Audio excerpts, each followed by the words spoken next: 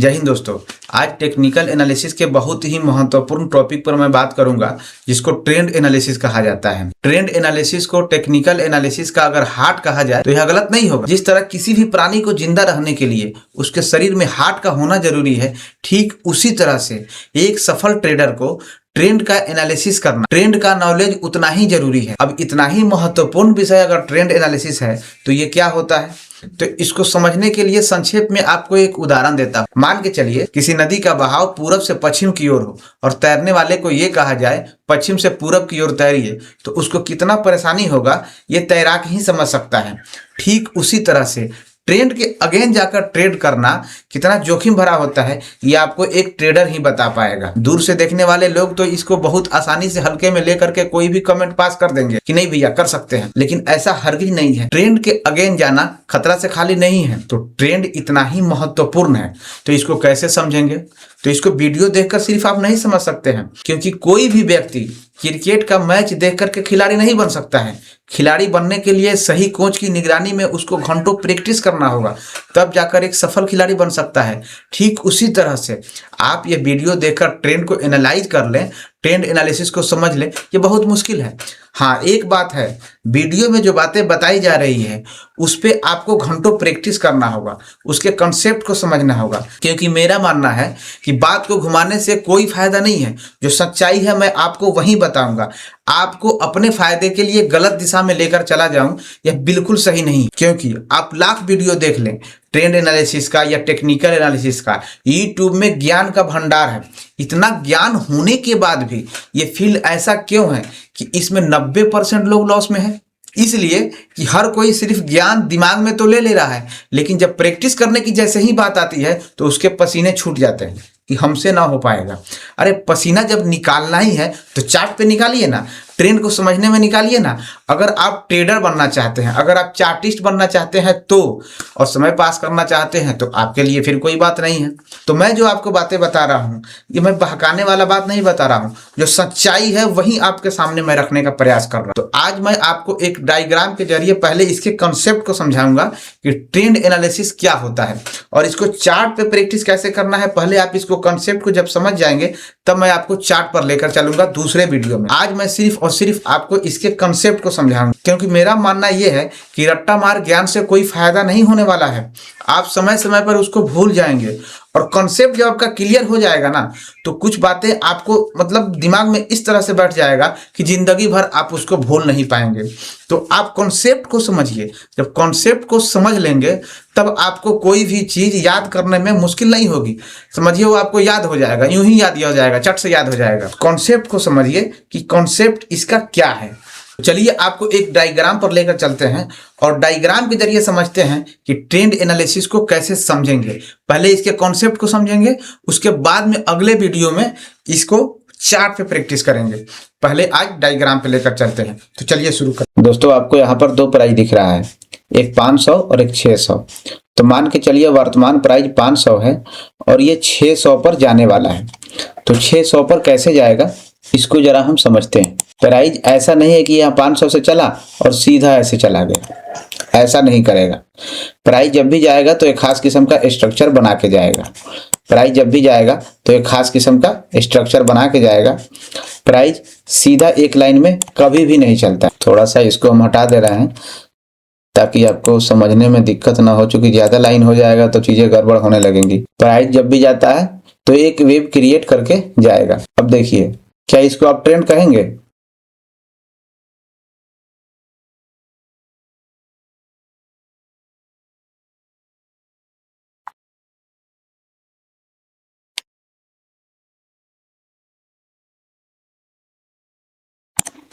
बताइए, 500 से 600 पे प्राइस चला गया, अब इसको क्या आप ट्रेंड कहेंगे?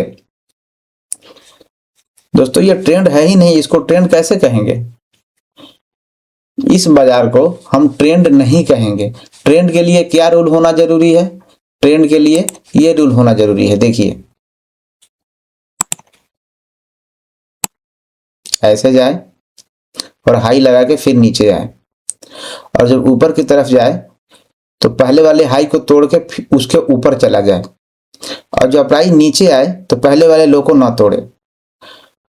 और फिर वहीं से ऊपर चलने लगे, फिर ऊपर जाए तो फिर पहले वाले हाई को तोड़ दे और नया हाई लगाए, फिर जब नीचे आए तो पहले वाले लो को ना तोड़े और फिर वहीं से ऊपर चलना शुरू हो जाए और फिर ऊपर जाए और फिर ऊपर जाके फिर प्राइस नीचे आए तो पहले वाले लो को ना तोड़े और इस तरह से चलते चला जाए, तो इसको हम क्या कहेंगे? इसको हम प्रॉपर अप ट्रेंड कहेंगे।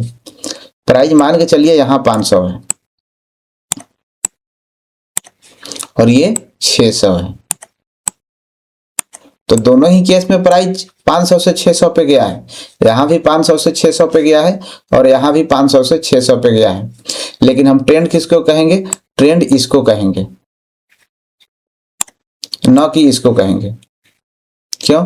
क्योंकि इसमें एक खास किस्म का रूल को फॉलो किया है और इसमें कोई रूल नहीं है, ये अपनी मर्जी का मालिक है, ऊट पटांग चल रहा है, कब हाई लगा रहा है कब लो लगा रहा है पता ही नहीं पड़ रहा है। और इसमें क्या है? इसमें एक रूल को फॉलो करके चल रहा है। अब जरा इसको हम और थोड़ा सा डीपली समझते हैं। देखिए, प्राइस में दो मूव होता है, एक इंपल्स मूव और एक करेक्टिव मूव। अब ये इंपल्स मूव क्या होता है और करेक्टिव मूव क्या होता है, इसको थोड़ा समझिए। मान के चलिए प्राइस अप ट्रेंड में इस तरह से वेव क्रिएट करके जा रहा है, इस तरह से वेव क्रिएट करके जा रहा है, low high low high low high low high और इस तरह से चलता चला जाए। तो जब भी प्राइस इस तरह से वेव क्रिएट करके जाए और आखिरी वाला हाई जो है पहले वाले हाई के ऊपर हो, ये वाला हाई ये वाले हाई के ऊपर हो, ये वाला हाई इस वाले हाई के ऊपर हो, मतलब ये हुआ जब भी प्राइस हाई बनाए तो पहले वाले हाई को तोड़ के एक नया हाई बनाए और जब प्राइस लो लगाए तो पहले वाले लो को ना तोड़ पाए, तो ऐसे स्ट्रक्चर को हम क्या कहेंगे? अप ट्रेंड कहेंगे। अब इसमें इंपल्स मूव क्या होता है? क्योंकि अप ट्रेंड में हमको इंपल्स को ट्रेड करना होता है, न कि करेक्टिव को। अब इंपल्स क्या है और करेक्टिव क्या है, इसको समझेंगे। तो देखिए, अप ट्रेंड में प्राइस जब भी नीचे से ऊपर जाए, तो देखिए ये इसका निचला पॉइंट है और यहां से ये ऊपर जा रहा है, तो इसको क्या कहेंगे? Impulse move. और ऊपर से जब नीचे आए तो इसको क्या कहेंगे? Corrective move. और ये नीचे का पॉइंट होगा, फिर यहां से जब चलना शुरू करे तो यहां तक जाए तो इस वाले एरिया को हम क्या कहेंगे? Impulse move. और फिर यहां से नीचे आए तो इसको क्या कहेंगे? Corrective move. मतलब ये प्राइस यहां से करेक्ट कर रहा है, प्राइस यहां पे सांस ले रहा है और फिर यहां से जब प्राइस चले तो इसको कहेंगे इंपल्स मूव। तो हमको अप ट्रेंड में ये वाला मूव पकड़ना है, ये वाला, न कि ये वाला। ये इंपल्स हो गया, ये करेक्टिव मूव हो गया। अब इसमें हायर हाई और हायर लो जो हम लोग याद करते हैं, तो आपको कॉन्सेप्ट जब समझ में आ जाएगा तो उसको याद करने की जरूरत नहीं पड़ेगी। उम्मीद है आपको कॉन्सेप्ट समझ में आ रहा होगा। अगर जो लोग नए हैं तो उनको क्या करना है? उनको एक बार लिख लेना है। इसको करेंगे H1 लिख लेंगे, इसको H2 लिख लेंगे, इसको H3 लिख लेंगे, इसको H4 लिख लेंगे। मतलब H4 H3 से ऊपर है, H3 H2 से ऊपर है, H2 H1 से ऊपर है। उसी तरह से L1 से ऊपर L2, L3, L4। समझ में आ गया? तो ट्रेंड अप ट्रेंड में इस रूल का होना बहुत जरूरी है। इस नियम को जब जब फॉलो करेगा उसको हम अप ट्रेंड कहेंगे। और मार्केट याद रखिए, मार्केट 30% ही ट्रेंड में रहता है, 70% मार्केट का ट्रेंड का पता ही नहीं चलता है। तो ट्रेंड को ढूंढना चार्ट पे लोहे का चना चबाने से कम नहीं है। लेकिन जब चीजें हमको समझ में आ जाएगी तो चार्ट पे हमको दिख जाएगा कि हाँ भैया ये ट्रेंड में है और ये ट्रेंड में नहीं है। तो चलिए अब डाउन ट्रेंड को समझते हैं। डाउन ट्रेंड में चीजें, कॉन्सेप्ट यही रहता है, बस डाउन ट्रेंड में चीजें इसका उल्टा हो जाता है, फिर भी हम इसको समझ लेते हैं। अब थोड़ा डाउन ट्रेंड को समझते हैं। मान के चलिए प्राइस यहाँ पे है, अब यहां से नीचे की तरफ जाने का शुरुआत हुआ, नीचे आया, ऊपर गया, फिर जब नीचे आया तो पहले वाले से नीचे चला आया, फिर जब हाई लगाया तो पहले वाले हाई को नहीं तोड़ पाया, फिर नीचे आया तो अपने पहले जो लो लगाया था उस लो को तोड़ दिया, फिर जब ऊपर जा रहा है तो पहले वाले जो हाई लगा रहा है उसके ऊपर नहीं जा पा रहा है, और जब नीचे आ रहा है तो पहले वाले लो को तोड़ दिया, फिर जब ऊपर जा रहा है तो पहले वाले हाई को अपने पहले वाले हाई को नहीं तोड़ा, और फिर वहीं से घूम गया और फिर नीचे चला आया। तो इसको हम क्या कहेंगे? इसको कहेंगे हम डाउन ट्रेंड। क्यों? क्योंकि जब भी ये प्राइस नीचे या लो लगा रहा है, ये वाला पॉइंट लो है, ये वाला पॉइंट लो है, ये पॉइंट लो है, ये पॉइंट लो है, और इसका हाई क्या है? ये वाला पॉइंट है, ये वाला पॉइंट है, ये वाला पॉइंट है। तो जब भी लो लगा रहा है तो पहले वाले लो को तोड़ के नया लो लगा रहा है, पहले वाले लो को तोड़ के नया लो लगा रहा है, पहले वाले लो को तोड़ के नया लो लगा रहा है। और जब हाई लगा रहा है तो पहले वाले हाई को नहीं तोड़ पा रहा है, इसका ये हाई है, पहले वाले हाई को नहीं तोड़ पा रहा है, और यहाँ से चल रहा है तो इस वाले हाई को नहीं तोड़ पा रहा है। मतलब ये हुआ कि डाउन ट्रेंड में लो को तोड़े, हाई को ना तोड़े, हाई के नीचे ही रहे और लो को तोड़ दे। तो इसको हम क्या कहेंगे? इसको हम प्रॉपर डाउन ट्रेंड कहेंगे। अब प्राइस देखिए, मान के चलिए प्राइस यहाँ पे 500 है,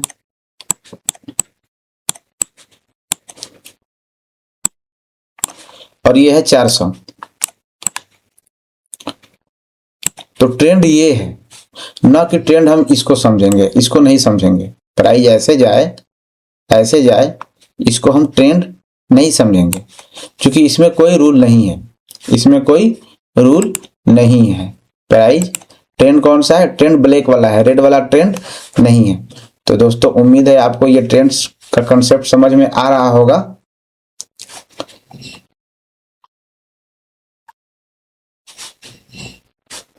अब इसमें इंपल्स मूव और करेक्टिव मूव क्या है? इसमें इंपल्स मूव और करेक्टिव मूव क्या है, थोड़ा सा इसको समझते हैं। देखिए डाउन ट्रेंड में इंपल्स मूव कौन सा होता है? यहां से जैसे चला, लो लगाया, फिर जब ऊपर हुआ तो ये करेक्टिव मूव हुआ, और यहां से जब नीचे आया तो ये इंपल्स मूव हुआ, ये वाला एरिया इंपल्स मूव हुआ, और फिर जब ऊपर गया तो ये वाला एरिया करेक्टिव मूव हुआ, और फिर जब नीचे आया तो ये इंपल्स मूव हुआ। तो डाउन ट्रेंड में हमको क्या करना है?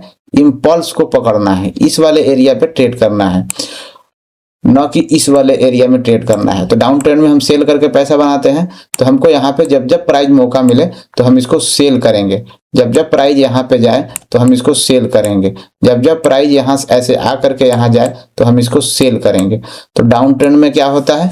डाउन ट्रेंड में इंपल्स मूव, जब प्राइस नीचे की तरफ आता है, नीचे का मूव, बड़ा मूव जो होता है, अपने लो को तोड़ के नया लो लगाता है, उसको हम क्या कहते हैं? Impulse move. और करेक्टिव मूव क्या कहते हैं? करेक्टिव मूव कहते हैं जब हाई लगाने जाता है और पहले वाले हाई को नहीं तोड़ता है, तो इस वाले हाई को नहीं तोड़ा और फिर नया लो लगा दिया, और ये करेक्टिव मूव हुआ और ये इंपल्स मूव हुआ, ये करेक्टिव मूव और ये इंपल्स मूव। उम्मीद है ट्रेंड एनालिसिस का ये कॉन्सेप्ट आपको समझ में आ गया होगा। अगर आप इसी तरह का वीडियो चाहते हैं तो चैनल को सब्सक्राइब कीजिए और वीडियो को लाइक कीजिए। तो मिलते हैं अगले वीडियो में। अगले वीडियो में हम चार्ट पे चलेंगे और ट्रेंड एनालिसिस को चार्ट पे समझेंगे। तब तक के लिए जय हिंद।